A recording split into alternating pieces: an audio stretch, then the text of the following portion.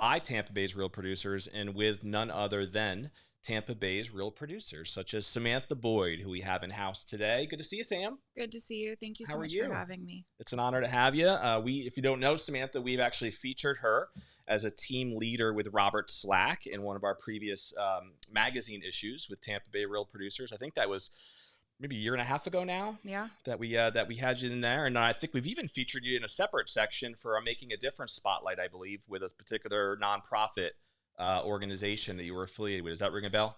Yeah, I think we did the Making a Difference. I think we did travel, pets. I'm all Look at over. all over the Yeah. place. We just couldn't get enough. Yeah. Couldn't get enough of Samantha Boyd. And you guys will see why if you don't know her in just a minute. But today we get a chance to dive into your story a little bit more and how you got yourself to be a butt-kicking team leader with Robert Slack. So I know that I've met some of your team, I know at some of our events, and they absolutely adore you and love you. And I would love to talk about just some of your principles on team building. So we'll dive into that. But why don't we start with your background? So did you grow up in this area? If not, how'd you get here? And how'd you get an interest in real estate? So it's a long story, but I'll make it a little bit shorter because I know there's other things to talk about. I moved to Tampa in 2019 from Maryland. So I was practicing real estate independently in Maryland for about 5 years, and then we moved down, my husband and I. And we just wanted to change a pace. We lived in a particularly small town in Maryland, and we grew up there, and it just kind of felt like we don't have kids. Like, now's the time to make the leap. So we did, and never looked back. It's been amazing down here. Very cool. What made you pick this area?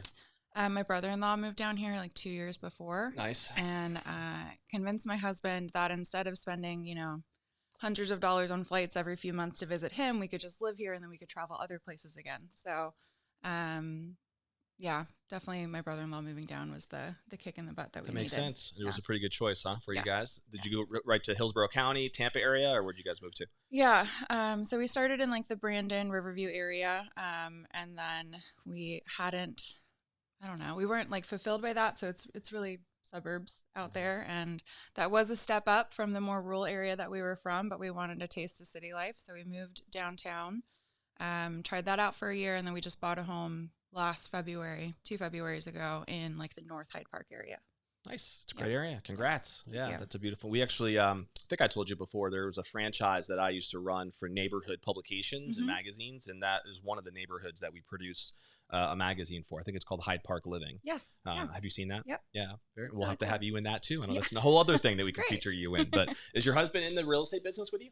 No, so he's actually going back to school right now. Okay. He's getting a bachelor's in applied mathematics. So he's Look a at that. huge nerd, prefers How about not to be on the that? phones. You're Real the people estate's not for person and him. he's the analytical guy? Most days, yeah. It's a good combo. Yeah. Yeah, no doubt. So were you in real estate in Maryland? Yes, yeah. So I practiced for 5 years there. I started off actually as a Redfin showing agent. Okay. Realized that there was way more money to be made actually selling properties. Sure. Joined a team. And after about a year there, I went on my own. So getting my own leads, working my own sphere business, things like that. But the team experience that I had was really, really impactful in my career. I learned so much from my team lead at the time. That's cool. And I have no idea where I'd be had I not started there. And that was in Maryland? Yes. Okay. So when you came here to Tampa, did you already have something in planned and mapped out as to how you were going to get hooked up, or did you kind of have to start over? Well, so I got my license for Florida while we were still living there. We actually flipped our home. So like in the midst of construction, I'm doing all my testing and stuff, right? And then I started looking for a brokerage, and I knew that I'd want to join a team again because I didn't know anybody down here, and it takes a minute to kind of kick things off. And I found an Indeed ad for Robert Slack, and it said that they would give you 20 to 30 leads a month for no fees. And to be honest, when I saw it, I said to my husband, this is a scam. Yeah. like this is fake news, but I'm also a gambler. So I said, let me just try it for 2 months. And if it doesn't work out, what did I really lose? I was very pleasantly surprised that it was not a scam. And I share this story openly with anybody that's looking to join the team because we all feel that way. It's like, how in the world are they providing this much value for nothing? Yeah. Like there's no catch. There's no, rug being pulled out from under you. So as an independent agent in Maryland, I probably 5 to 7 million was my average, and I was super happy with that. It was comfortable. But my first year here with Robert Slack, I did 10 million. It was actually only 9 months in production before I became a team lead. So I did 10 million, 35 deals were Robert Slack leads, and I made one friend and sold them a house. That's awesome. So like, you can't. Solid first year. Exactly. Yeah. So once, I got a taste of what Robert Slack truly was, there was no turning back. Very cool. So that was 2019? So I got down here in October of 2019. So 2020, really? Yeah. Okay. Right in the heat of COVID, I take it, huh? Yeah, that was super fun. Very happy that we had moved to Florida at the time because Maryland was completely shut down. Right. We don't have to get into the politics of those decisions, but we were very grateful to be where we were. Yeah, I think many people can relate to that for sure. So that year is when you were doing more individual production in 2020 with Robert Slack. And then obviously now I've known ever since I've known you've been on that team leader side and been focused on that side. When did that transition start to happen? So September of 2020, I became a team lead. So it was pretty quick within that first full year then. Yeah. Okay. Yeah. There was an interview process, and I thought that they were insane again for choosing me. I think at the time, I must have been 26 years old. So I was like, what in the world? So this wasn't even on your radar necessarily. That wasn't your plan. They just approached you about it because they thought you'd be great at it. Yeah, it's kind of a funny story. One of my team members now was on the team with me, and she called me when she knew that the spot opened up, and she was like, "Sam, you have to apply for this." I was like, "You're an insane person." Like, I'm 26. I just got down here.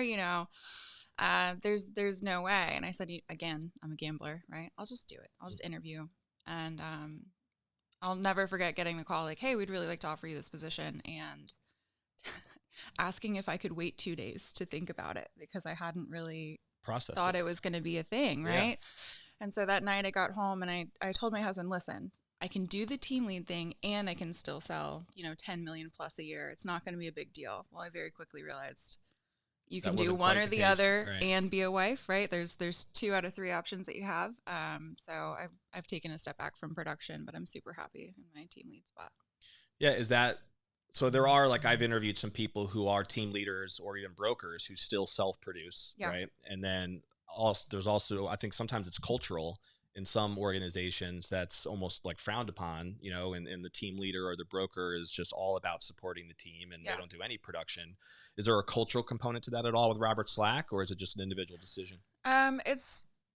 We come out of production, so we're not on lead flow or anything like that, right? The whole goal is to support our agents, support our team members, make sure that they're getting all of the resources that they need. But I do, so when I say that I'm out of production, that's what I mean is I'm out of lead flow. Right. I do still sell whenever I have my own sphere business. Right. Yeah. And I think that that's really important. So I agree with you. There are some teams where that's absolutely taboo. You should just refer it to one of your agents. But this market has fluctuated so much. If I didn't sell homes myself, how would I possibly give the best advice to my agents, right? And so I do think it's important to stay somewhat in the game and have your finger on the trigger in that sense. You obviously have been an individual producer starting in Maryland, it sounds like, and then even in the short year here in Tampa, and then you got into this team side pretty quickly. So that's been, 3 years now, I guess, that you've been building a team and working with the team. Are there certain components of both of those roles that you love or miss, or do you really love the team component that much more? What's been your experience been like in kind of comparing those two opportunities? Managing a team is much more long game than working with a client and selling properties. We all say in real estate that a client is lifelong, but at the end of the day, most realtors fall flat on that, right? After we close the transaction, maybe we'll do a couple of follow-up calls, but more than likely that relationship is over until they're ready for another real estate need. When you have an agent on your team, that is in perpetuity, right? Until something changes for them or for you. They learn things and they grow and they blossom right in front of you, and you get to watch not just them be rewarded, but their family be rewarded and their clients get rewarded. So it's a lot bigger, in my opinion, in that way. That being said, there's still something about the thrill of selling real estate, right? I always joke with my team that it's almost like a high, right? Just it's to an get addiction. To the closing table, right? It's an addiction, absolutely. And there's the highest highs and the lowest lows, and there's just something really fun about it. Sure, I can understand that. So I can see how for someone who really does have a passion about the client experience and the sales side of that business, where that could be missed if you're focused all your energy on the team building side. But as you said, and I've had some experience in building teams as well, there's a relationship component to that that's pretty special. Yeah. If they're in it for the right reasons, and you can build with the people you like. Yeah. So it sounds like most of your time now is focused on recruiting, supporting your existing team. Are you still growing? Is that like an aggressive pursuit, or is it more organic? If people come, they come, and my systems are based on supporting who I currently work with. Yeah, so I am currently hiring, not as ferociously as I was in the beginning, right? We're sitting at about 35 agents right now, which is really comfortable. But I also hire based on lead flow. So if I have leads in an area, then I need to hire another agent. I will say that, we started doing the mentorship program this year on my team, and that has allowed me to bring in completely brand new agents. And that has had its own struggles and triumphs, right? So yes, but looking for the right person a lot more. Yeah. So the 35 you have, are they all focused in the Tampa Bay market? Yeah. So we span all of Pinellas, Hillsborough, and then part of Polk County. We go over to Winter Haven. Okay. That is our teams area. And then, of course, Robert Slack has teams all across the state of Florida, and they've just expanded into other states as well. Yeah. How big is Robert Slack as a brokerage? It started in Florida, right? Yes. Yeah. Okay. So they started in Florida. We actually just celebrated our 9-year anniversary. So for, 9 years, we've been growing. We encompass all of Florida. We just expanded into Georgia. So we have 2 teams there, one in Atlanta, one in Middle Georgia. We just opened up in Colorado. Oh, nice. And counting. Gotcha. We're taking over the world. What do you think is different about the Robert Slack brokerage and culture and, that experience compared to maybe others that are out there? I mean, from the agent perspective, it's value first. We invest $3,000 to $4,000 a month in every single agent that is on board our leads team. Between the technologies that we offer them, the leads that we're giving them, and then obviously they've got team leaders and other support staff there for them as well. I think most other brokerages, I don't want to talk bad about any teams, but there's a give me first kind of aspect to it. And Robert Slack has an amazing family culture. The fact that I got down here, literally didn't know anybody. My team became my family. And that's kind of what you were speaking to earlier. Yes, they absolutely adore me, but I adore them just the same back. I'm obsessed with each and every one of them. And we truly are a community, when I don't know that you get that in a lot of places. I know that people say that. Right. And just like I'm saying it, but I don't know. There's something really special about the culture that we have at Robert Slack. What's the makeup of your team like? Is it mostly younger agents? Is it more seasoned veteran agents? Is it everything in between? Everything. So my youngest agent, I call him Baby James to his face, so I can say that on here. Shout out to Baby James out there. He just turned 22. We actually celebrated his 21st birthday on that boat last year with the Real Producers. Okay. Yeah. And then my oldest agent is 76. Wow. So there is a lot of diversity. Oh my goodness. Yeah. We have people from all different countries, all different walks of life, all different backgrounds. And that is, I think, part of what makes it so much fun. Yeah. You never know what you're going to get. Yeah. And also for you as a team leader, there's a lot of growth in that, and just you learning how to be able to work with so many different types of personalities, and their needs are going to be very different. So there's a lot of, that takes a certain level of maturity and being able to be a great coach to reach these different people and find them where they're at, Well, thank you. I appreciate that. No, I really do. Because I've had that similar experience in certain businesses where our team has been all over the map with different needs and ages and situations and backgrounds. And it's not the easiest thing in the world to do when most people kind of resonate with one particular leadership style. Maybe that's their go-to. And when you have such a diverse team, that doesn't always work. So having to figure that out is always a challenge. Do you consider yourself, Sam, as someone is leadership something that you really are passionate about, that you try to develop and that you even work on to grow in, or is that a space that you feel like is really the core to what you do right now? Absolutely. I think that as a self-diagnosed perfectionist with a little bit of OCD and all those things, I'm constantly grilling myself about how I could have handled something better, or how I could do better in the future, or how I can evolve to do what you were just talking about, right? Coach at all these different levels to all these different perspectives. That is the only thing that is going to push my team forward, right? I've got great agents. They've got great skills. Yes, we can train. Yes, we can work on skills. But at the end of the day, it's how am I going to lead them better? Yep. So yeah, I think that's something that I'm heavily investing in right now. That's cool. I'm a big fan of John Maxwell's stuff. I don't know if you've ever checked out his work, but some people call him the leadership guru. So Okay. he's got a ton of, I think he has like 200 books or something. Wow. So he's been around for a while, but he has some of the best content that I've seen on leadership development. So something that you can check out, I think would be helpful. He's one of my favorite books that he wrote is called The 17 Laws of Teamwork, or 17 Indispensable Laws of Teamwork, I believe. And it's all these different workshops really that you can run with a team. Okay. I think it makes a lot of sense for real estate teams as well. Okay, awesome. So, yeah, John Maxwell. John Maxwell. You can't go wrong by following some of his content for sure.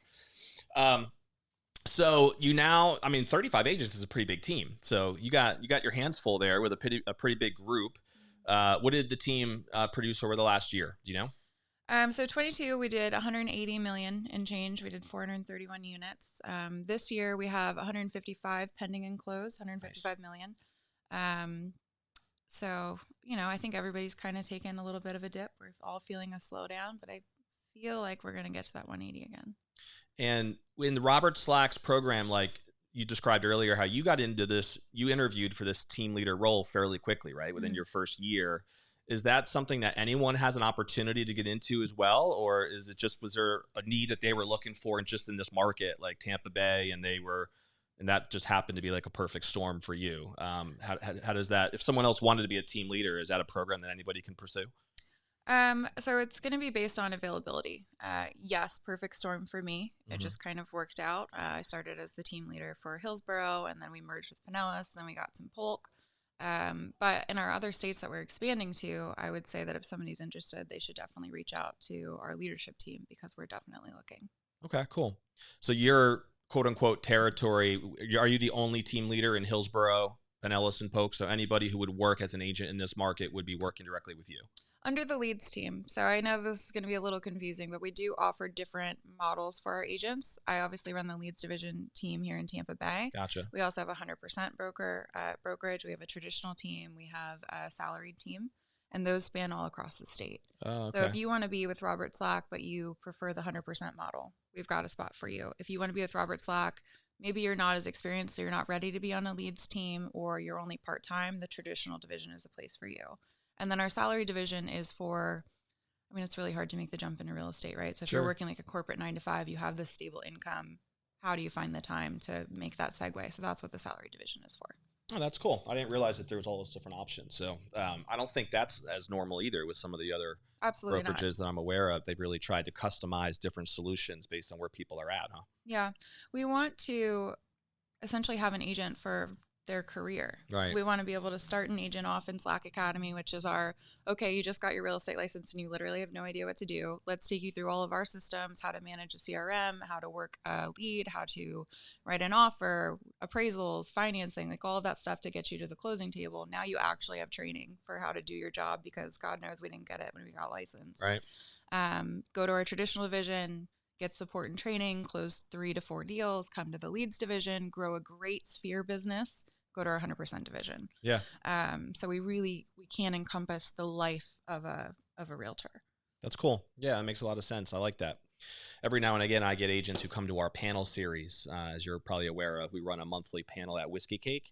And there's at times newer agents there who are just trying to learn, and they're kind of, like a chicken with their head cut off in a way. Yeah. And so knowing more of specifics as to like what Robert Slacks brings to the table, it's always good for me to know who I can maybe make some connections to and introductions to. So thanks for sharing that.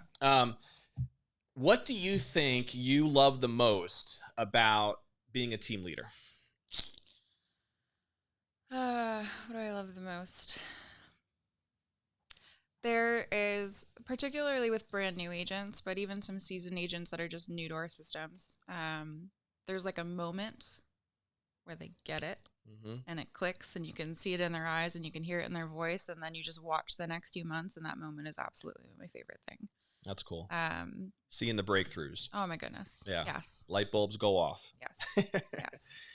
I can see that, and I can relate to that as well. It is a cool moment when you feel like, you know what, I remember when you were the baby in the business, and now look where you are today. That's pretty cool. Think about, is there a particular challenge that you feel like you've had to overcome, that you struggled with possibly in the role, or even one you may be going through now that is still something that you're working on and getting better and better at? But I think people learn a lot from our failures and our challenges. So is there anything that you can share there that you feel like would be worth it, that's been a a good experience for you. Yeah. One of the hardest lessons I had to learn in taking on this position is that everybody's different. And even though I have a type A brain and I want it to be such and such and such, and that makes sense to me, you have to meet people where they are. And my biggest obstacle with, or the reason why that was so hard for me to swallow is because I always want to be equitable, right? I want to treat everybody exactly the same. Mm. I never want there to be a preferential treatment or a question about that. But there's a difference between treating somebody different in your coaching or in your accountability style or whatever, and then treating them with preferential treatment, right? Yeah. So that was really difficult for me to learn. I'm still working on it every day. I think the other thing that I really struggle with, and I'm getting better, Kendall Bonner said this to me: hire slow, fire fast. Sure, yeah. I know that's a very common expression, but she's the first one that said it to me, and it really stuck with me because, man, I need to fire faster. I'm kidding, guys. No, that could be a huge time suck when you don't. I think it's really hard to give up on somebody for me. And you know that, like, if they just did this one thing, or if they just tried a little bit harder, they could be so amazing. But at the end of the day, you can't want it for somebody more than they want it for themselves. Yeah, and totally. So, you know, but My mentor taught me that 2 years ago. One of my mentors, that the concept that as a leader, we tend to always look at people with rosy colored glasses and have this belief that we can either fix them or just help them get through their challenges, because we tend to believe in them more than they usually believe in themselves. Right. Yep. And ultimately, that's not usually a formula for long-term success. It's okay in spurts, because everybody sometimes needs that little boost from a leader that maybe proves to them that, you know what, I can do this. But at some point they have to own it, right? And take it on, take on the challenges head on, or else it just gets exhausting, especially for the leader who's working with those people. So that is a fine line. That fixer role is not really part of the job description either, right? In any kind of leadership position, it's not your job to fix somebody. True. Even though you might feel a personal responsibility to do it. So it's a tough thing to grapple with. No doubt. What do you get excited about when you think about moving forward rest of this year into next year? Are your goals focused on volume oriented? Are they focused on the number of team members that you want to serve? Are you focused on like productivity per team member? What are some of your important metrics that you really go after and that are important to you? Yeah. My big thing over the past year and a half, maybe 2 years now, has been brand awareness. So Robert Slack's the #1 team in the state of Florida, but how many people have you talked to Robert Slack about and they don't know us? Yeah, right? Not many. Yeah. So that's something that we've really been working on. Picking up the listing side of the business has been a huge help to that. So we're going to continue growing that. I would like to double our listings in the next year. I think we're going to do about 150 this year. And do you think the key to that is through just more agents, or through more productivity per agent? I think it's a couple things. I think, we've predominantly been a buyer lead business, so we've really heavily invested in seller leads this year. I think it's also skill training on how to generate listings and how to get those listings. So if you have an agent that's almost only been a buyer's agent, they don't know how to have those conversations or how to procure that kind of business.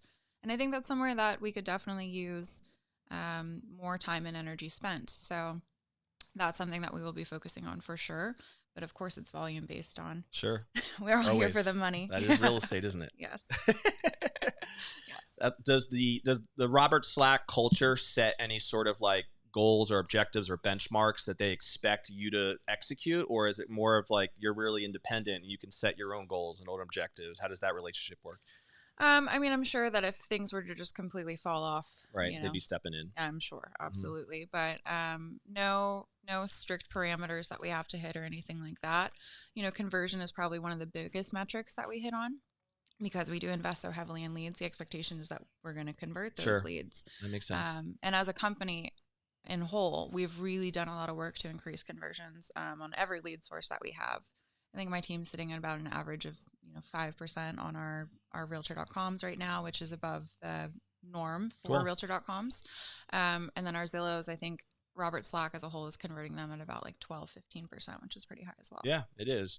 Is there still a heavy focus on teaching the team how to self-generate as well, like in terms of all those different prospecting strategies that are out there? Or what percentage of your deal flow is from lead gen versus self-gen? So sphere business on my team is about 30%. It's not crazy high because obviously we have you in the leads division so that you're converting our leads. And that's why we created those other divisions. If we have an agent that's really ready to sustain themselves in their own business, go to 100%. That's the perfect spot for you. However, as the market tightens, I think it's just going to become more relational than it has been over the past few years. The COVID frenzy is over, and people want to actually have conversations and get to know you and work with people that they like and trust. Yeah. So it is somewhere that we're going to be spending a good amount of time in 2024 is generating those referrals and creating your own sphere business. In Maryland, when I was independent, all of my mentors were on the Buffini system, and nobody I've talked to down here follows the Buffini system. I've heard of it though. Bonkers to me. But it's huge. It's client appreciation events. It's, door knocking and all of that good stuff that absolutely still works and has a lasting impact because you're maintaining those past client relationships. Yep. So yeah. That has come up a couple of times and on the panels that we've done, over the last year and a half, the Buffini system. So I can't remember exactly who brought it up or what the context was, but I remember hearing that a few different ways. So I guess there are some people utilizing it down here. Good. I don't know who they are, but they're out there somewhere, shape, or form. For people who might not know you that much yet, Sam, they're learning more about Robert Slack so far, hopefully, in this conversation. And maybe there's some agents out there who are thinking about joining a team or are not happy in their current scenario, or maybe they're just thinking about getting licensed for the first time and find some of this conversation appealing. To get to know you better, you mentioned earlier you're married. Do you have kids? No. No children yet. So do you guys want some one day? Maybe. Big maybe. Big maybe. Okay. Yeah. So big millennial maybe. You have time, probably. You have time, one would hope. You're talking to a man with 5 children, so we could talk all day about all that whole experience and that whole side. Yeah. But what do you guys love to do for fun? What keeps you and your husband, entertained when you're not so focused on real estate? If you even have any time to have some of the balance in your life. Right. I will say I need to do better about that, and I've been working on that this year for sure. But we have 2 dogs, and we now have a cat. So they keep us pretty busy. We love to travel, so we just did 3 weeks in Europe this past summer. We went on a cruise with the entire family right before that. So looking forward to more trips. I really want to go to Montana. Nice. Which I know is so cliche, but I just watched Yellowstone and I need to go. Need to go. I have been to Big Sky before. Have you? It's awesome. Yeah. I did. What's that called when you're on the cables? Zip lining? Zip lining. Yes. Okay. Thank you. So we did, and it was like I've done zip lining a few different places, and that was by far the longest. It was like from a mountaintop to another portion of the mountain. And it was the length of I think 2 or 3 football fields. Wow. And yeah, it was intense, but it was so much fun. It was cool. Yeah. It looks the air is different out there too. It just feels crisp and yes. Yeah, it was a cool experience, no doubt. I was there for about a week. This was a couple of years ago now though. Very cool. Yeah. We've done quite a bit of traveling. So, for our honeymoon, we did a month backpacking through Europe. We studied abroad together in Fiji. We got engaged in Puerto Rico. It's definitely a passion. And I will say that COVID definitely put a damper on that. Right. Moving and all the, uncertainty and starting a new business put a damper on that. But this past summer really highlighted that we need to get back into it. So I'm excited. Do you have a favorite place you've been to? Nothing will surpass the beauty of the Fiji Islands. Yeah. So if you haven't been yet, you need to go. It's on my list. I have not, but I would love to check it out. It's a hard plane ride to swallow, right? It's like $2,000, 16 hours. It's that brutal. is a flight. Yeah, you have to have a lengthy trip in order to make it count. But or get some nice point upgrades so you can just spread out a little bit. Huh? Right. Yeah. No, it's a beautiful country. Everybody there is so kind, and it's also very inexpensive. And Did you get to stay in one of those overwater hut type things? So we didn't do that. We were in college and very poor. What we ended up doing, the school it wasn't very difficult, right? So we had 4-day weekends every weekend. We just kind of resort hopped. You could stay at hostels for $2 a night. Yep. And it was so good. I've done that lifestyle for a little bit, not in Fiji, but in a couple other markets for sure. But that is on my list. It's definitely something that I've talked to my wife about. I wanted to check out. Taking 5 kids there, it's a totally different story. That might be a totally different animal, but we'll see. Gosh. We'll see how that shakes out. Couple go rapid fire things, just again for getting people to know you a little bit better. So do you have a favorite book or maybe author or even a seminar that you've attended that you feel like has made a big impact on you personally or professionally? the book that I recommend to all of my agents is Too Nice for Sales by Barry Jenkins. Cool. Relatively new book, different perspective than what you usually hear. And I think that it speaks to the majority instead of the minority that's like this really aggressive sales type person, right? Yeah. So I definitely recommend that. Say it again. Too Nice for Sales by I haven't Barry heard Jenkins. of it. Too Nice for Sales. It's a very quick read, but it really goes through his story about how he was too nice for sales and now he has this huge business. So nice. That's been really impactful. I'm not a voracious reader. Right now I'm reading The Real Anthony Fauci, but it's taking forever because it's this big and the words are this big. Yeah. I'm tackling a book like that too right now. But yeah. It's Tony Robbins wrote a book called Life Force. It's like a 650-page book, but it's more about health. So I'm just fascinated by all the modern, organic technology around how to be able to defeat diseases and all these other things. And so it's kind of cutting breakthrough things, but it's a big book. 650 pages. It takes a while. It's and I actually do read a lot, but that one's taken me some time. Yeah. Yeah, no doubt. Yeah. So Anthony Fauci's story, that should be interesting, huh? Yeah, again, you learning some things, some behind the scenes stuff about Fauci or what? I think the past couple of years, again, don't want to get too far into it, but I think the past couple of years, maybe it's just because I'm an adult now and I get to see these things and I care about politics and they're affecting me personally, and the rules that are decided about taxes really greatly affect me now, right? I don't know if it's that or if it's that since COVID, we've all kind of opened our eyes a little bit more. Yeah, I would say so. Right? It was a bit of a awakening for a lot of people. I mean, within a month, we had people quarantined to their house and you weren't allowed to leave and you were told not to go outside, even though that makes no sense at all. Right. I get it. Yeah. I do totally get it. I don't think you're the only one. I mean, I think that hopefully was an awakening for many, many people. And hopefully, we wouldn't allow it to happen ever again, even if certain government agencies wanted it to, Right. So, but I didn't even know that he had like did he write it or was it someone? So it's written by Robert Kennedy. Oh, cool. Yeah. Okay. RFK Jr. Yeah, he's been out there saying some stuff over the last year. So I wonder if I don't think he's going to actually run, but we'll see. I mean, he's trying, I think. You think so? Yeah. I don't know that they will let him. Right. That's a whole other story. Right. Interesting. We could probably talk about that too. That's a whole other podcast episode now we're talking about Sam. Okay, another one. Do you have a favorite movie or TV show? So this is probably my most embarrassing quality. When I watch TV, I want to turn my brain off completely. It's all junk. It's all absolute crap, like the worst reality TV that you can possibly imagine. Or like Jerry Springer type stuff? Okay, maybe not. Because that's not even live anymore, anymore, that's not right? how I That's see not, you at all. That's Like not a thing. I would be like, wow, I'm so shocked that you're into that. No, I like game shows, so like Survivor. I'm a diehard Survivor fan. Okay. It's always shot in Fiji too, so it's just like a little bit of nostalgia. There you go. Real Housewives, just like, junk. Got you. Junk. Yeah, well, I mean, that's reality TV, I guess, right? Right, but it is Hollywood nice reality. If you work constantly to just turn it off. I actually in the same way, but mine is more about sports. Like that's my turn off. Okay. So I'll just zone out and watch a game, and that's kind of like a daily thing at night, whatever it might be playing, depending on the seasons. Whatever it is. Yeah, football and baseball is kind of my thing. Okay. Yeah, football and baseball. This year I am in a fantasy league and a pick'em league, and I'm not a sports girl, but it's always on. Right. Yeah. So if it's always going to be on, I better be invested. And I already told you I'm a little bit of a gamer. Do you actually know the players that you're picking for fantasy? DJ Moore last night crushed it. Blew for it up, me. and he was on my team too. So amazing. Yeah. 56 points, I think. Thank you, DJ. It works. Yeah. And I drafted Tyreek Hill too. So that's been really good. Yeah. You got a nice little squad there. Yes. Yeah. Not too bad. Not so good. Not as good at that. But is this a Robert Slack team thing or no? No. The guys in my friend group always do one every year, and this year is like, hey, do you think maybe I could join too?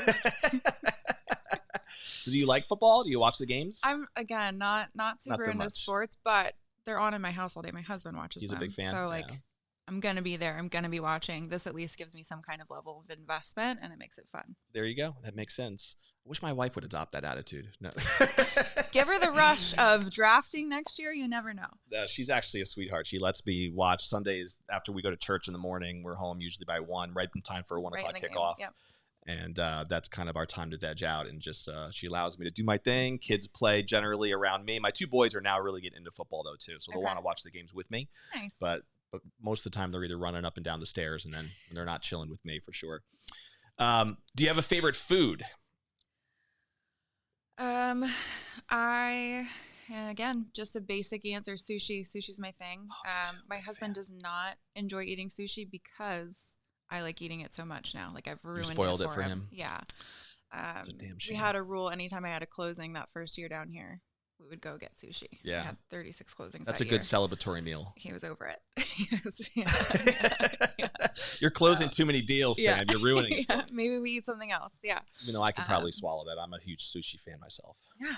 36 closings, bring it on. Right. Keep on coming. Need more. Exactly. Yeah. That works. Is this like a trait that you've gotten the team to celebrate every deal that they close as well? Because I kind of like I that. try to enforce it. I think it's important, and it doesn't have to be Absolutely. big, right? Like going out and eating sushi. What are you spending? It's not Right. crazy money. You can, but it doesn't have to be crazy money. I think Whatever it is, just some form of celebration. Right? positive reinforcement. Totally. We're all Pavlovian, right? Yeah. We've got that. So do it for yourself. Got to ring that bell, Yep. Yep. I think it makes a lot of sense. And that's actually like a psychological component too, when you really study into it. Because so many people, especially in real estate and any entrepreneurship venture, are so hardwired to just work, right? And produce, and then we can achieve a result. And it's almost like we just are focused on the next thing rather than actually taking that step back and taking and Yep. almost forcing yourself to celebrate, because what that does is it really changes your whole perspective on the journey and the process and the enjoyment and ultimately the fulfillment Yeah. that comes from work. So I think it's smart from any team leader component to have maybe a system in place that almost like encourages and recognizes those types of celebrations. Yeah. So that would be fun. I know if I was a team leader, that's what I would be doing anyway, for sure. So we're gonna wrap up here in a minute. I appreciate you taking the time you did to join us, and hopefully people got some good insights from our combo so far. And I feel like we can go in a lot of different directions. I'll probably have to have you back on another episode here one day.